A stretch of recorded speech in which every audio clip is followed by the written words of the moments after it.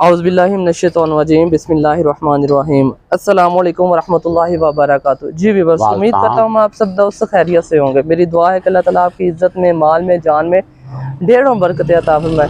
जी viewers, आज जो है ना वो हमारे पास एक बुज़ुर्ग मौजूद है। उनकी मेहरबानी है, उन्होंने अपना कीमती टाइम दिया है। उनसे बातें करते हैं बड़े जानवरों के बारे में, बहुत ही ज़्यादा मुफीद मशवरे और जो है ना जानवरों की बीमारी के मतलब वो इलाज जो है ना वो करते हैं। जी अस्सलाम वालेकुम वरहमतुल्लाहि। वालेकुम सलाम। जी बुजुर्गो, अपना नाम दसो ते अपना छोटा या तारुफ करवाओ ताकि मेरा नाम है जी मोहम्मद अहमद आटे वाला कसूर। हाँ जी, आटा हाजी बाबा वगा हाँ जी। सर्कल रोड कसूर। सर्कल रोड कसूर जी, कोट उस्मान हाँ के बिल्कुल जो है सिटी सेंटर में मौजूद है हम। जी बुजुर्गो, साडे व्यूअर्स नूं ये दसो कि जानवर नूं अगर बड़े जानवर नूं कोई बीमारी शिमारी आ जाती है तो तुसी इलाज किस तरह करदे जी उनदा? देखो जी हुण तां मैडिकल दौर है। हाँ जी, मैडिकल दौर में भी कर लीदा ते अपने तजर्बे नाल भी कुछ ना कुछ चीज दे ली। जी जी व्यूअर्स, बुजुर्ग फरमा रहे हैं कि जो मेडिसिन भी देते हैं जानवरों को और जो है ना अपना इनको जो ना अपने तौर पे अपने जो है ना वो देसी इलाज भी जो है ना वो करते हैं।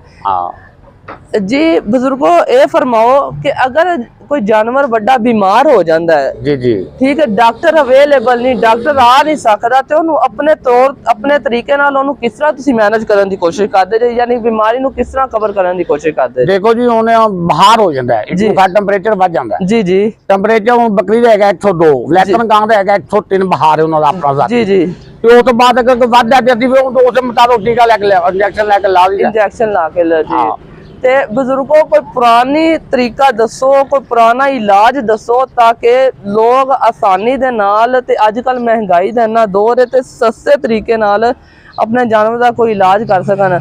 मतलब कोई बीमारी पूछो ना, बीमारी आप ये पूछ लेने कि अगर कोई जानवर बीमार हो जाता है, बुखार चढ़ जाता बड़ा जानवर, ते उन्हें कोई देसी इलाज दस देवो ताकि अपने देखने वाले नूं फायदा हो जाए, सस्ता ते आसान तरीका मिल जाए कि अपने जानवर ना बीमारी तो बुखार तो कवर कर लवन। बाहर का अजवाइन दे दो, अजवाइन दे दे। ते बुजुर्गों, बड़े जानवरों कितनी को अजवाइन देनी चाहिए? कमो बेश 100 ग्राम। 100 ग्राम, कमो बेश 100 ग्राम।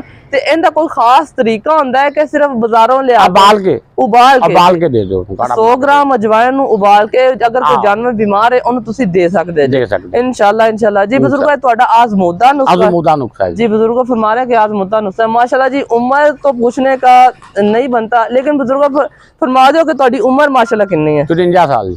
तो ਜਦੋਂ ਦਾ ਹੋਸ਼ ਸੰਭਾਲਿਆ ਉਦੋਂ ਦੇ ਮਾਲ ਡੰਗਰ ਜਿਵੇਂ ਉਦੋਂ ਦੇ ਹੀ ਮਾਲ ਡੰਗਰ ਦੇ ਤੇ ਤੁਸੀਂ ਸੇਲ ਪਰਚੇਜ਼ ਵੀ ਕਰ ਲੈਂਦੇ? ਹਾਂਜੀ, ਸੇਲ ਪਰਚੇਜ਼ ਕਰੀ ਜੀ। ਸੇਲ ਪਰਚੇਜ਼ ਤੇ ਆਪਣਾ ਨੰਬਰ ਦੱਸ ਦਿਓ ताकि लोग ਤੁਹਾਡੇ ਨਾਲ ਰਾਬਤਾ ਕਰ ਲਵਨ अगर किसी ने माल खरीदना है। जी विवर, अगर आपने किसी किस्म का भी कसूर सिटी में माल बेचना है, लेना है, जो भी है, पूरे पाकिस्तान में अगर आपने माल बेचना है या खरीदना है तो आप अंकल से राब्ता कर सकते हैं, बुजुर्गों से राब्ता कर सकते हैं।